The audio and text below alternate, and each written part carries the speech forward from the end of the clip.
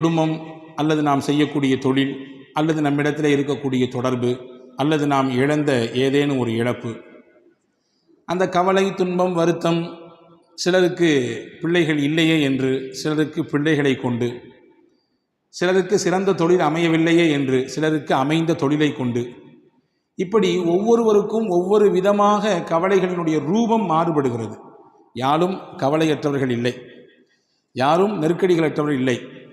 ஏதோ ஒரு சில நெருக்கடிகள் மனிதனை போட்டு நெருக்குகிறது. சில நேரங்களில் அதில் நாம் துவண்டுதான் போகிறோம். ஆனால் உள்ளபடியே ஒரு மூமின் எப்படி இருக்க வேண்டும் என்பதற்கு அருமை நாயகம் ஸல்லல்லாஹு அலைஹி வஸல்லம் அன்னவர்களும் சரி, அல் குர்ஆனும் சரி அழகாக நமக்கு வழிகாட்டுகிறது. எந்த காலகட்டத்திலும் நீங்கள் மனம் தளர்ந்து விடக்கூடாது. நமக்கு வரக்கூடிய பிரச்சனைகள் அல்லது நாம் சந்திக்கக்கூடிய இன்னல்கள், சிரமங்கள், அதை வைத்து நாம் மனதால் புழுங்கி அதை நினைத்தே உருகிவிடக்கூடாது. குர்ஆன் நம்மை ஆசுவாசப்படுத்துகிறது. அல்லாஹ்வின் பேரருளை விட்டு நீங்கள் நிராசையாகி விடாதீர்கள். உலகத்தில் சில விஷயங்களை நீங்கள் விரும்புவீர்கள், ஆனால் உங்களுக்கு அது கிடைக்காமல் போகலாம். உலகத்தில் சில விஷயங்கள் வேண்டாம் என்று நீங்கள் வெறுப்பீர்கள், ஆனால் அதுதான் உங்களுக்கு கிடைக்கும். நீங்கள் நினைக்க வேண்டாம், நம்ம நினைச்சதுலாம் கிடைக்கலையே, நம்ம எது வேண்டாம்னு நினைச்சோமோ அதுவெல்லாம் கிடைக்குது அப்படின்னு நினைக்காதீங்க. அல்லாஹ் நம்முடைய நெற்றி பொட்டில் அடித்தால் போன்று சொல்கிறான், வல்லாஹு யஅலம் வ அன்தும் லா தஅலமூன். அல்லாஹ்வுக்கு தெரியும், படைத்தவன் அவன், உங்களுக்கு தெரியாது என்கிறான். எனவே நீங்கள் விரும்புவது உங்களுக்கு கேடாக விளையும், நீங்கள் வெறுப்பது உங்களுக்கு நன்மையாக கிடைக்கும். எனவே அல்லாஹ்வுக்கு தெரியும், உங்களுக்கு தெரியாது என்று அல்லாஹ் இந்த ஒற்றை வார்த்தையில் தன்னுடைய அற்புதமான வரிகளை முடித்துக் கொள்கிறான். நபிகள் பெருமானார் ஸல்லல்லாஹு அலைஹி வஸல்லமுடைய வாழ்க்கையிலே இதற்கு எக்கச்சக்கமான உதாரணங்களை நம்மால் பார்க்க முடிகிறது. அன்பு பெருமக்களே, ஹஜ்ரத் சய்யிதுனா தாவூத் அலைஹிஸ்ஸலாம் காலத்தில் நடந்த ஒரு நிகழ்ச்சியை நான் உங்களுக்கு தெரியப்படுத்துகிறேன். தாவூத் அலைஹிஸ்ஸலாம் இடத்திலே ஒரு பெண்மணி வந்தார்கள். வந்த பெண்மணி சொன்னாங்க, ரப்புக வாலிமுன் அம் ஆதிலுன். நபி தாவூத் அவர்களே, நீங்கள் இறைவனின் தூதர், உங்களுடைய ரப்பு அநியாயக்காரனா அல்லது நீதமானா? கேட்குற கேள்வி வித்தியாசமாக இருக்குல்ல. உங்களுடைய ரப்பு அநியாயக்காரனா இல்லது நீதம் செலுத்தக்கூடியவனா? என்னமா கேட்குற கேள்வி? நிச்சயமாக படைத்தவன் நீதத்திற்குரியவனாகத்தான் இருப்பான். எப்படி அவன் அநியாயக்காரனாக மாறுவான்? உன் கதை என்ன? ஏன் இப்படி உன்னை இந்த கேள்வியை கேட்க வைத்தது, என்ன விஷயம்னு கேட்டாங்க. அந்த பெண்மணி சொன்னார்கள், நான் ஒரு கணவனை இழந்த பெண். என்னுடைய கணவன் வஃபாத் ஆகிவிட்டார், இறந்து விட்டார். நான் ஒரு விதவை பெண். மட்டுமல்ல, யத்தீமான 3 பெண் பிள்ளைகளுக்கு தாய். நான் 3 பெண் பிள்ளைகள் நான் தான் பராமரிச்சுட்டு இருக்கிறேன். ஏதோ நான் செய்யக்கூடிய உழைப்பு, அதில் கிடைக்கக்கூடிய சொற்ப ஊதியம், அதை வைத்து எங்களுடைய கால் வயிறு அரை வயிறு கஞ்சி குடித்து ஏதோ வாழ்க்கை ஓடிக்கொண்டிருக்கிறது. நான் செய்கிற வேலை என்னன்னா, நூலை எல்லாம் திரித்து, ஒரு நம்ம ஊர்களில் பழைய காலங்களில் கிராமங்களில் பார்க்க முடியும், தறி நெய்ப்பாங்க, அதுக்கு முன்னாடி நூல் திரிப்பாங்க. அந்த நூல் திரிப்பதற்கென்று ஒரு பெரிய கம்பி வச்சுருப்பாங்க. அப்படி நூல்கள் எல்லாம் மொத்தமாக அதில் கோர்த்து அதற்கடுத்து தான் கொண்டு நெசவு செய்வதற்கு தறிக்கு ஏற்றுவார்கள். இப்படி நான் நூலை எல்லாம் சரி செய்து திரித்து அந்த பெரிய ஒரு இரும்பு கம்பியிலே நான் மொத்தமாக சேர்த்து வைத்துக் கொள்வேன். திரித்த நூல்களை எல்லாம் கொண்டு போய் கடை வீதியில் போய் அதில் கொஞ்சம் லாபத்தை வைத்து விற்று அதில் வரக்கூடிய காசை வைத்து என்னுடைய வயிற்றையும் என் பிள்ளைகளுடைய வயிற்றையும் கழுகி வருகிறேன். நேற்றைய நாள் நான் நூலை திரித்து எடுத்து பஜாரிலே கொண்டு விற்கலாம் என்று போனால், திடீரென்று எங்கிருந்தோ ஒரு பெரிய கழுகை போன்று உண்டான அமைப்பில் ஒரு பறவை அந்த நூலையும் அந்த மொத்த இரும்பு கம்பியையும் மொத்தமாக தூக்கிவிட்டு போய்விட்டது. என் முதலே போச்சு, என்னுடைய வியாபாரமும் போச்சு, அதற்கான முதலும் போச்சு. நான் இனிமேல் எப்படி வியாபாரம் பண்ணுறது? எங்களுடைய குடும்பத்தை, என்னுடைய அனாதையான பிள்ளைகளை எப்படி நான் அவர்களுக்கு சாப்பாடு கொடுப்பது? பசியோடு பட்டினியோடு நிற்கிறேன். எனவே தான் நான் கேட்டேன், நாங்கள் இப்படி தானே இவ்வளோ கஷ்டப்பட்டு சம்பாதிக்கிறோம், கொஞ்சம் கொஞ்சம் தானே சம்பாதிக்கிறோம், அந்த காவயிறு அரை வயிறு சாப்பாடு தானே நாங்கள் போய்கிட்டு இருக்குது, இது கூட உங்கள் இறைவனுக்கு பிடிக்கலையா? அநியாயமா இது? எனவே தான் நான் கேட்டேன் என்று அந்த அம்மா சொல்லிச்சு. அதாவது தாவூத் அலைஹிஸ்ஸலாம் சொன்னாங்க, கொஞ்சம் பொறுமையா இருமா, எதை செய்தாலும் அல்லாஹ் அதற்கு நியாயம் வைத்திருப்பான். மூமீன்கள் பொதுவாக நமக்கு வலுதரக்கூடிய வசனங்கள் நிறைய இருக்குது குர்ஆனிலே. அதிலே ஒரு விஷயம்தான், ஒரு வசனம்தான் நம்ம எல்லாருக்கும் தெரிந்த ஒரு அத்தியாயம், சூரத்து அலம் நஷ்ரஹ். அந்த அலம் நஷ்ரஹிலே அல்லாஹு தஆலா நீங்கள் கவனித்து பார்த்திருப்பீர்கள், ஒரு விஷயத்தை 2 தடவை மடக்கி மடக்கி சொல்கிறான். பார்த்துருக்கீங்களா? இன்ன மஅல் உஸ்ரி யுஸ்ரன், இன்ன மஅல் உஸ்ரி யுஸ்ரா. ஒரே கருத்து தான், ஒரே வார்த்தை தான், அல்லாஹ் 2 தடவை சொல்கிறான். திருக்குர்ஆனில் 6200 சொச்சம் வசனங்கள் இருக்கிறது. ஒரு சில அறிவிப்புகளிலே கூடுதல் குறைவு. ஆனால் எந்த வசனமும் தேவையற்றது, இது அதிகப்படி, இது இந்த இடத்துல சொல்லாமல் தான் நல்லா இருக்கும் அப்படின்னு எதையும் சொல்ல முடியாது. திருக்குர்ஆனின் ஒவ்வொரு எழுத்தும் ஒவ்வொரு வசனங்களும் அர்த்தம் உள்ளது, வீணானது இல்லை. அப்படி என்றால் ஏன் ஒரு வசனத்தை அல்லாஹ் 2 தடவை சொல்ல வேண்டும்? ஒரே கருத்தை ஏன் 2 தடவை மடக்கி சொல்ல வேண்டும் என்றால், அறிஞர்கள் சொல்கிறார்கள், உங்களுக்கு அல்லாஹ் ஒரு கஷ்டம் கொடுத்தால் 2 சந்தோஷம் தருவான். உங்களுக்கு ஒரு நெருக்கடி வந்தால் 2 மகிழ்ச்சி வரப்போகிறது. உங்களுக்கு ஒரு இழப்பு என்றால் 2 சந்தோஷம், 2 வரவு வரப்போகிறது. இதுதான் உண்மை. இதற்காக வேண்டிதான் அல்லாஹ் 2 தடவை சொல்கிறான். இப்போ சொன்னாங்க தாவூத் அலைஹிஸ்ஸலாம், கொஞ்சம் பொறுமையாரி, நீ வார்த்தையை விட்டுறாத. சில சமயங்களில் கோபத்தில் அல்லது ஏதாவது ஒரு பதட்டத்தில் வார்த்தையை விட்டு விடுகிறோம், விட்டு அதற்கு பின்னால் யோசிக்கிறோம், தவிக்கிறோம். ஆஹா, அப்படி சொல்லிட்டு கூடாதே என்று நினைக்கிறோம்.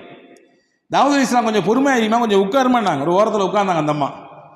கொஞ்ச நேரத்தில் திடீரென்று ஒரு 10 வியாபாரிகள் வந்தார்கள். வந்தவர்கள் தாவூத் அலைஹிஸ்ஸலாம் இடத்திலே வந்து, நாங்கள்லாம் கடல் வணிபம் செய்யக்கூடியவர்கள், கடலில் போய் முதல்ல போட்டு எடுத்து வந்து சரக்கு எடுத்து வந்து ஊரில் விற்பனை செய்யக்கூடியவங்க. அப்படி நாங்கள் வியாபார சரக்குகளை எல்லாம் வாங்கிட்டு ஒரு சின்ன படகிலே நாங்கள் ஏறி வந்து கொண்டிருந்தோம். வந்து கொண்டிருக்கக்கூடிய சமயத்திலே கடுமையான காற்று, கடுமையான அனல் பறக்கக்கூடிய சூறாவளி காற்று. அந்த சூறாவளி காற்றிலே நாங்கள் வந்து அந்த சின்ன படகு அங்கிட்டும் இங்கிட்டும் சாய்கிறது. எங்களுக்கு பயம், நாங்களும் மொத்தமாக மூழ்கி போவோமோ அல்லது நாங்கள் கொண்டு வந்த மொத்த சரக்கும் வீணாய் போய்விடுமோ. சரி, சரக்கு போனாலும் பரவாயில்ல, உயிர் காப்பாற்றப்படணுமே. சரக்கு போனாலும் அடுத்து சம்பாதிச்சுக்கலாம், எங்கள் உயிர் போச்சுன்னா. உடனே நாங்கள் 10 பேரும் சேர்ந்து அல்லாஹ்விடத்திலே ஒரு நியத் செய்தோம். நதிர் என்று சொல்வார்கள் அரபியிலே. இதற்கு தமிழிலே புரிவதாக சொன்னால் நேரிச்சை. அல்லாஹ்விற்காகவே நாங்கள் நேரிச்சை செய்தோம். என்ன நேரிச்சை செய்தோம்? இறைவா, இந்த கஷ்டத்திலிருந்து எங்களை நீ காப்பாற்றி விட்டால், இந்த சிரமத்திலிருந்து எங்களை நீ மீட்டெடுத்து கொண்டு வந்து கரை சேர்த்தால், எங்களிலே தலைக்கு ஒருவர் 100 தங்க காசு, தலைக்கு 100 தங்க காசு என்ற வீதத்திலே 1000 தங்க காசுகளை உன்னுடைய பாதையிலே நாங்கள் சதகா செய்வோம் என்று நியத் செய்தோம். நியத் செய்து அல்லாஹ்விடத்திலே துவா செய்தோம். ஒன்றை நீங்கள் ஆழமாக எப்பொழுதுமே உள்வாங்கிக் கொள்ள வேண்டும். நம் மனதிலே எப்பொழுதும் இந்த வார்த்தை இருக்க வேண்டும். நாம் கேட்கிற எந்த துவாவும் வீணாகாது. வாழ்க்கையில் எந்த துவாவும் வீணாகாது. கிடைப்பதற்கு முன்பின் ஆகலாம். கிடைப்பதற்கு இந்த மாதம் கேட்டது அடுத்த மாதம், அல்லது இன்னும் 4 மாதம் கழிச்சு, அல்லது 1 வருஷம், அல்லது 4 வருஷம் கிடைக்கும். வீணாகாது, துவா வீணாகாது. நிச்சயமாக அல்லாஹ் அந்த துவாவிற்கு பதில் தருவான். ஏதோ ஒரு ரூபத்தில் தருவான். ஒன்று கேட்டதை கொடுப்பான், இல்லை என்றால் அந்த துவாவின் மூலமாக நமக்கு வர இருக்கிற ஆபத்தை பாதுகாப்பான். சொல்லி கேட்டிருக்கமா இல்லையா? நிமிஷத்தில் என் தலையே போயிருக்கும்.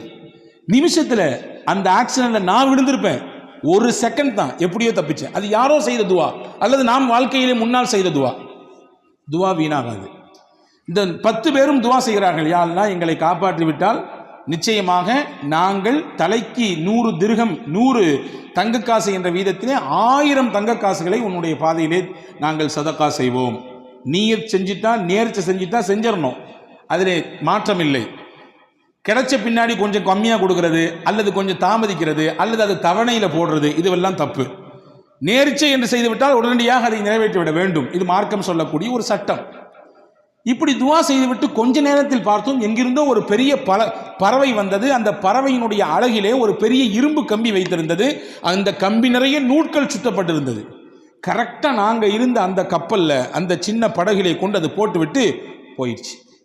எங்களுக்கு கிடைச்சது பெரிய பாக்கியமாக இருந்துச்சு. ஏன்னா நாங்கள் பயணித்தது ஒரு சின்ன படகு. அந்த படகிலே நங்கூரம் கூட இடுவதற்கு எங்களிடத்தில் எதுவும் இல்லை. அதை கொண்டு நாங்கள் கடலிலே நங்கூரமிட்டோம்.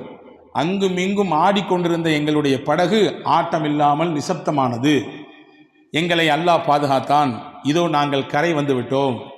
இப்பொழுது நாங்கள் செய்த நேரிச்சையை நிறைவேற்ற வந்திருக்கிறோம். இந்தாங்க நபியே தாவூத் அலைஹிஸ்ஸலாமே, 1000 தங்க காசுகள். யாருக்கு தேவைப்படுகிறதோ அதை நீங்கள் செய்யுங்கள், கொடுத்து விடுங்கள் என்று சொல்லிவிட்டு கப்பு சிப்புன்னு போயிட்டாங்க அந்த 10 வியாபாரிகளும்.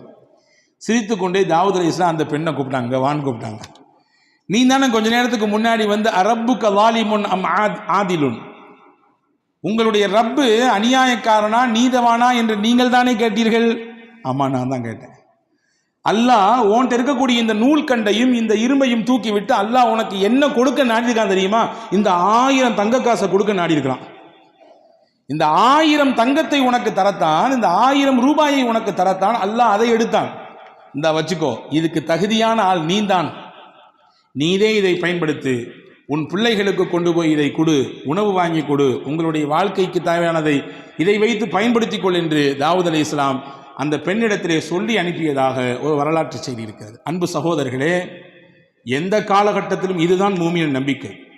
எந்த ஒரு நெருக்கடியான நிலை வந்த பொழுதிலும் கூட நாம் மனம் தளர்ந்து விடக்கூடாது. உறுதியான எண்ணத்தோடு அல்லாஹ் இருக்கிறான் என்ற நினைப்போடு நாம் பயணிக்க வேண்டும் என்பதை தான் இஸ்லாம் அழகாக நமக்கு கற்றுத்தருகிறது. ரசூலுல்லாஹி ஸல்லல்லாஹு அலைஹி வஸல்லம் சொல்வார்கள், அஜபன் லி அம்ரில் மூமின், ஒரு மூமினுடைய விஷயம் எல்லாமே ஆச்சரியமாக இருக்கிறது. இன்ன அம்ரஹு குல்லஹு கைருன், அவர் செய்கிற எல்லா விஷயமே அவருக்கு நலவாகத்தான் வந்து விடுகிறது. வலைஸ தாலிக இல்லா லிமூமின், மூமினுக்குத்தான் அல்லாஹ் இப்படியான ஒரு பாக்கியத்தை தந்திருக்கிறான். என்ன? இன் அசாபத்துஹு சர்ராஉ ஃபஷக்கர ஃபகான கைரன் லா, அந்த மனிதனுக்கு ஏதாவது ஒரு சந்தோஷமான நிகழ்ச்சி நடந்தால், மகிழ்ச்சிகரமான செய்தி நடந்தால் அல்லாஹ் அவருக்கு சுக்ரியா செய்கிறார், நன்றி செலுத்துகிறார். யா அல்லாஹ், நான் நினைத்ததை போன்று என்னுடைய வியாபாரம் போய் கொண்டிருக்கிறது, லாபகரமான நிலை, நல்ல ஒரு முன்னேற்றம், நான் நினைத்தது போன்று உண்டான குடும்ப அமைப்பு, நான் நினைத்ததை போன்று உண்டான என்னுடைய பிள்ளைகளுடைய எதிர்கால திட்டமிடல் எல்லாம் சிறப்பாக போயிட்டு இருக்கு. யா அல்லாஹ், உனக்கே எல்லா புகழும், நன்றி. அல்லாஹ்வின் தூதர் சொன்னார்கள், ஃபகான கைரன் லா, அவருக்கு சந்தோஷம், உடனே நன்றி செலுத்தினார், அல்லாஹ் அவருக்கு அதை நன்மையாக மாற்றுகிறான். வைன் அஸாபத்துஹு லர்ரா, அவருக்கு ஏதாவது ஒரு தீங்கு ஏற்பட்டு விட்டால், கவலை ஏற்பட்டு விட்டால், மனதால் ஏதாவது துவண்டு விடக்கூடிய விஷயங்கள் நடந்து விட்டால், ஃபஸபர, அதிலே பொறுமையாக இருக்கிறார், எல்லாம் அல்லாஹ்வுடைய நாட்டம் என்று பொறுமை காக்கிறார். ஃபகான கைரன் லா, அந்த பொறுமை காக்கக்கூடிய விஷயமும் அவருக்கு நன்மையாக மாறுகிறது என்று நபிகள் பெருமானார் ஸல்லல்லாஹு அலைஹி வஸல்லம் அவர்கள் சொல்லித்தரக்கூடிய விஷயத்தை நாம் பார்க்கிறோம். எனவே அன்பர்களே, இன்னைக்கு கவலையினுடைய உச்சகட்டத்திலே மனிதர்கள் வாழ்வதை பார்க்கிறோம். WHO என்று சொல்லக்கூடிய வேர்ல்டு ஹெல்த் ஆர்கனைசேஷன் அது சொல்லுகிறது, உலகத்தில் எது பெரிய நோய், பெரிய நோயாக எது இருக்கிறது, இதய சம்பந்தப்பட்ட நோயா அல்லது புற்றுநோயா அல்லது வேற ஏதாவது ஸ்ட்ரோக் மாதிரி உண்டான விஷயமா? கிடையாது. ஸ்ட்ரெஸ் தான் பெரிய நோய், கவலை தான் பெரிய நோய். கவலை தான் எல்லா நோய்களுக்கும் மூலதனம் என்று சொல்கிறது. சிறுவர்களிலிருந்து பெரியவர்கள் வரை கவலையினால் பாதிக்கப்படுவதை பார்க்கிறோம். அப்படிப்பட்ட கவலையில் இருக்கக்கூடியவர்களுக்கு மாநபி ஸல்லல்லாஹு அலைஹி வஸல்லம் எந்த மாதிரியான போதனைகளை தந்திருக்கிறார்கள் என்பதை நாம் கவனிக்க வேண்டும். எனவே கவலை ஒரு மனிதனுக்கு உச்சகட்டமாக கூட கூட நல்ல நிலையில் இருப்பவரும் கூட சில நேரங்களிலே கொஞ்சம் தடுமாறி விடுகிறார் இல்லையா? பெரும் பெரும் பிரபலங்கள், பெரிய பெரிய துறை சார்ந்த வல்லுநர்கள், பெரிய பட்டதாரிகள், அவர்கள் கூட கடைசியிலே தனக்கு ஏற்படக்கூடிய இறுக்கத்தினாலே தன் வாழ்க்கையே முடிக்கக்கூடிய எல்லைக்கு போய் நிற்கிறார்கள். ஆனால் மார்க்கம் அதற்கு ஒருபொழுதும் அனுபவிக்கவே இல்லை. அல்லாஹ் அல் குர்ஆனிலே அழகாக சொன்னான். இந்த வசனங்கள் எல்லாம் நம்முடைய உள்ளத்திலே எழுதி வைக்கப்பட வேண்டிய வசனங்கள். وَلَنَبْلُوَنَّكُمْ بِشَيْءٍ مِّنَ الْخَوْفِ وَالْجُوعِ وَنَقْصٍ مِّنَ الْأَمْوَالِ وَالْأَنفُسِ وَالثَّمَرَاتِ, உங்களை நாம் சோதிப்போம். எப்படி எல்லாம் சோதிப்போம்? மினல் ஹவுஃப், பயத்தை தருவோம், வல்ஜூ, பசியை கொடுப்போம், வனக்ஸின் மினல் அம்வால், உங்களுடைய பொருளாதாரத்தில் இழப்பை ஏற்படுத்துவோம், வல் அன்ஃபுஸ், உங்களோடே சுத்தி வந்தவர்கள், உங்கள் உறவுக்காரர்கள், உங்களுடைய நண்பர்கள், உங்களுக்கு அறிமுகமானவர்கள், சொல்லப்போனால் உங்களுடைய ரைட் ஹேண்ட்னு சொல்ற அளவுக்கு, உங்களுடைய வலதுகை என்று சொல்லும் அளவிற்கு இருப்பவர்கள் பொசுக்குன்னு இறந்துடுவாங்க, திடீர்னு இறந்து போயிடுவாங்க. இதுவெல்லாம் சோதனையின் ரூபங்கள். சொல்லிட்டு அல்லாஹ் சொல்றான், ஃபபஷ்ஷிரி ஸாபிரீன், யார் இதிலெல்லாம் அல்லாஹ் நம்மோடு இருக்கிறான் என்று பொறுமையோடு இருக்கிறார்களோ அவர்களுக்கு சுபசோபனம் சொல்லுங்கள் நபியே என்று அல்லாஹ் அல் குர்ஆனிலே நபிகள் பெருமானா ஸல்லல்லாஹு அலைஹி வஸல்லம் மூலமாக நமக்கு சொல்லித் தருகிறான். அன்பு சகோதரர்களே, இதுதான் நமக்கான ஒரு உற்சாக பானம். அதில் சையதத்துனா உம்மு சுலைம் ரலியல்லாஹு தஆலா அன்ஹா, சையதுனா அபூ தல்ஹா ரலியல்லாஹு தஆலா அன்ஹு, ரெண்டு சஹாபா, ஒரு சஹாபி ஒரு சஹாபிய பெண்மணி. அபூ தல்ஹா கணவர், உம்மு சுலைம் மனைவி, பேர் பெற்ற பெண்மணி. இவரும் சாதாரணப்பட்ட சஹாபி அல்ல, வரலாற்று சிறப்புக்க புகழ்பெற்ற சஹாபி இவர். ரெண்டு பேருமே நல்ல ஒரு முன்மாதிரியான தம்பதிகள். இவர்களுக்கு அல்லாஹ் ஒரு குழந்தையை கொடுத்தான். குழந்தை பிறந்து வளர்ந்து கொண்டிருக்கிறது. அபூ தல்ஹா வெளிநாடுகளுக்கு வியாபாரம் செல்லக்கூடியவர். அப்படி ஒரு நாள் வியாபாரத்துக்கு வெளிநாட்டுக்கு போனார். போயிருக்கக்கூடிய அந்த கேப்பில் பிறந்த குழந்தை வளர்ந்துட்டு இருக்கக்கூடிய காலகட்டத்தில் திடீர்னு அந்த பிள்ளைக்கு ஏதோ ஒன்று செஞ்சுது. அந்த குழந்தை இறந்து போச்சு. வியாபாரம்லாம் முடிச்சுட்டு திரும்பி ஊருக்கு வர்றாரு. ஊருக்கு வந்த உடனே தன்னுடைய மனைவி இடத்திலே வர்றாரு. கணவன் நீண்ட நாள் கழித்து வந்திருக்கிறார், வியாபாரம் முடித்து வந்திருக்கிறார். எடுத்த உடனே அவர்கிட்ட சோக செய்தியை சொல்லி அவருடைய அந்த மைண்டை அப்செட் பண்ண வேண்டாம் என்று நினைத்த உம்மு சுலைம் ரலியல்லாஹு தஆலா அன்ஹா கணவனுக்கு சிறப்பான முறையிலே உணவு ஏற்பாடு செய்து விருந்தோம்பல் செய்தார். செய்து முடித்துவிட்டு அன்றைய பொழுது தன்னை முழுவதுமாக சிறப்பாக அலங்கரித்து கொண்டு அன்றைய தினம் தன்னுடைய கணவனோடு இல்லறத்திலே இணைந்தார். இணைந்ததற்கு பிறகு ஒரு அழகான ஒரு கேள்வியை எடுத்து வைக்கிறார் மனைவி உம்மு சுலைம் ரலியல்லாஹு தஆலா அன்ஹா. உங்கள்கிட்ட யாராவது ஒருத்தர் அமானீதத்தை கொண்டு வந்து கொடுத்து கொஞ்ச நாளைக்கு பின்னாடி என் பொருளை தாங்க திருப்பி அப்படின்னு கேட்டால் நீங்களே வச்சுக்குவீங்களா? கேட்டவர் கேட்ட ஒன்று எடுத்து கொடுத்துருவீங்களா? என்னம்மா இது கேள்வி? அமானீதம் சொல்லி கொடுத்துட்டா உரியவங்க வந்து கேட்டால் கொடுக்கத்தானே செய்யணும். கொடுக்க மாட்டான், இது என்னோடது, நீங்கள் உங்களை யாருன்னு எனக்கு தெரியாது என்று சொன்னால் இது மோசடி அல்லவா? இது அநியாயம் இல்லையா? அக்கிரமம் இல்லையா? இதானே சரி? ஆமாம், இதான் சரி. உம்மு சுலைம் ரலியல்லாஹு தஆலா அன்ஹா தன்னுடைய கணவனிடத்திலே சொன்னார்கள், அல்லாஹ் நமக்கு அமானிதமாக பிள்ளையை தந்தான், கொடுத்தவனே எடுத்துக்கொண்டான். கொடுத்தவனே எடுத்துக்கொண்டான். நம்முடைய சக்தி எங்கே இருக்கிறது? அல்லாஹ்வின் சக்தியாச்சே. எனவே இன்னைக்கு எந்த குறையும் இல்லை, எல்லாம் பெர்ஃபெக்ட், 100%. கணவனுக்கும் எந்த பிரச்சனையும் இல்லை, மனைவிக்கும் எந்த பிரச்சனையும் இல்லை. குழந்தை ஏன் இல்லை? அல்லாஹ் நாடவில்லை, அவ்வளவுதான். இதுதான் உண்மை. எனவே நாம் புரியக்கூடாது நம் சக்தியின் மூலமாகத்தான் பிள்ளை, நம்முடைய ஆற்றல், நமக்கு இருக்கிறது ஆண்மை. இல்லை இல்லை இல்லை, கிடையவே கிடையாது. ஹஜ்ரத் உம்மு சுலைம் சொன்னாங்க, கொடுத்தவன் அல்லாஹ், அவனே எடுத்துக்கிட்டான் திருப்பி. அபூ தல்ஹா ஆடி போய் விட்டார். மறுநாள் காலில் போய் அழுதுகிட்டே கண் கலங்கிட்டே ரசூலுல்லாஹ்ட்ட போனார். யா ரசூலல்லாஹ், செய்தியை கேட்டீங்களா? வெளியூருக்கு போயிட்டு வர்றதுக்குள்ள புள்ள இறந்து போச்சு. அது மட்டும் இல்லை, இந்த செய்தியை என் அந்த அம்மா எப்போ சொன்னாங்க தெரியுமா? எவ்வளோ தாமதித்து சொன்னாங்க தெரியுங்களா? எனக்கு வருத்தம் தானே இது என்று ஹஜ்ரத் அபூ தல்ஹா ரலியல்லாஹு அன்ஹு ரசூலுல்லாஹ்விடத்திலே சொன்ன பொழுது ரசூலுல்லாஹ் அழகாக ஒரு துவா செய்தார்கள். பாருங்கள், நபியினுடைய துவாவுக்குரிய சக்தியை பாருங்கள். அல்லாஹ் நமக்கு எடுத்த விஷயத்திலே நாம் கொஞ்சம் பொறுமையாக இருந்தால் தரக்கூடிய பிரதிபலன் நம்மை ஆச்சரியப்படுத்தும், நம்மை அப்படி மெய்சிலிருக்க வைக்கும். ரசூலுல்லாஹ் அழகா ஒரு துவா செஞ்சார். பாரக்கல்லாஹு ஃபீ காபிரி லைலத்திகுமா, அல்லாஹ் நீங்கள் நேற்று இரவிலே இணைந்தீர்களே, அந்த இணைப்பிலே அல்லாஹ் பரக்கத் செய்வானாக. நீங்கள் இரவு நேற்று நீங்கள் கணவன் மனைவி இணைந்தீர்கள், அந்த இணைப்பில் அல்லாஹ் பரக்கத் செய்வானாக. அல்லாஹ் பரக்கத் செய்தான். அழகான ஒரு குழந்தை பிறந்தது. அந்த குழந்தைக்கு ஹஜ்ரத் ரசூலுல்லாஹ் தான் பேர் வச்சாங்க, அப்துல்லான்னு. வரலாற்று எழுதுகிறார்கள், அந்த அப்துல்லாவுக்கு பிறந்த எல்லா பிள்ளைகளுமே சீதேவியாக வாழ்ந்தாங்க. பெரிய கல்வியாளராக, குரானிலே மிகப்பெரிய தேர்ச்சி பெற்றவர்களாக, ஞானவான்களாக, மிகப்பெரிய செல்வாக்கு மிக்கவர்களாக அவர்கள் வாழ்ந்தார்கள் என்பதாக வரலாற்று குறிப்புகள் இருக்கிறது. அப்போ அல்லாஹ் ஒரு விஷயத்தை எடுக்கிறான்னா நம்ம கலங்கக்கூடாது, நம்பிக்கை இழந்துடக்கூடாதுங்கிறத ரப்புல் ஆலமீன் அல்லாஹு தாலா எவ்வளவு அழகாக நமக்கு எடுத்து வைக்கிறான். அதாவது சையதத்துனா ஆயிஷா ரலியல்லாஹு தஆலா அன்ஹா வரலாற்றில் நீங்கள் தெரிந்து கொள்ள வேண்டிய முக்கியமான செய்தி இது. திருக்குரானிலே 100 என்ற ஒரு அத்தியாயம் இருக்கிறது. நிச்சயமாக நாமும் படிக்க வேண்டும், வீட்டிலே இருக்கக்கூடிய பெண்களுக்கெல்லாம் படிப்பிக்க வேண்டும். அற்புதமான அத்தியாயம். அதில் சையதுனா உமர் ரலியல்லாஹு அன்ஹு சொன்னார்கள், அல்லிமூ நிசாக்கும் சூரத்தன் நூர், உங்கள் வீட்டிலே இருக்கக்கூடிய பெண்களுக்கெல்லாம் சூரா நூரை சொல்லிக் கொடுங்கன்னா. பெண்களுக்கு தேவையான அத்தனை விஷயங்களையும் அல்லாஹ் சொல்லுகிறான்.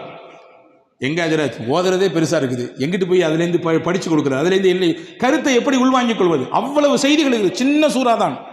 ஒவ்வொரு வீட்டிலும் இருக்கக்கூடிய பெண்கள் வாசிக்க வேண்டிய, பெண்கள் உள்வாங்கக்கூடிய, பெண்கள் தங்கள் வாழ்க்கையில் செயல் வடிவம் கொடுக்க வேண்டிய விஷயங்களை அல்லாஹ் அதிலே பதிவு செய்கிறான். அதிலே முக்கியமான ஒரு செய்தி இருக்கிறது. இஃப்கா ஆயிஷா என்று சொல்வார்கள். அல்லாஹு தாலா அதில் சையதுனா முஹம்மது ரசூலுல்லாஹி ஸல்லல்லாஹு அலைஹி வஸல்லம் துணைவியார் விஷயத்திலே ஏற்பட்ட ஒரு அவதூறு, அந்த அவதூறை களைவதற்காக வேண்டி அல்லாஹ் ஒரு 10 வசனத்தை தந்தான். என்ன அவதூறு? நான் பலமுறை உங்களுக்கு சொல்லியிருக்கிறேன், ஞாபகம் இருக்கலாம். நான் ஒரு கோடு மட்டும் போட்டு காட்டுகிறேன். போருக்கு போய் திரும்பி வரக்கூடிய நேரத்தில் எல்லாரும் போய்விட்டார்கள். ஹஜ்ரத் ஆயிஷா அம்மா மட்டும் சுய தேவையை முடிச்சுட்டு வர்றதுக்குள்ளார எல்லாரும் காலி. கடைசியில எல்லாத்தையும் பார்க்கறதுக்காக நியமிக்கப்பட்டவர், ஏதாவது தவறவிடப்பட்டதா என்பதை பார்ப்பதற்கு நியமிக்கப்பட்ட சஃப்வான் மட்டும்தான் இருந்தார். ரசூலுல்லாஹி ஸல்லல்லாஹு அலைஹி வஸல்லம் அன்பு தோழர் சஹாபி ரலியல்லாஹு அன்ஹு.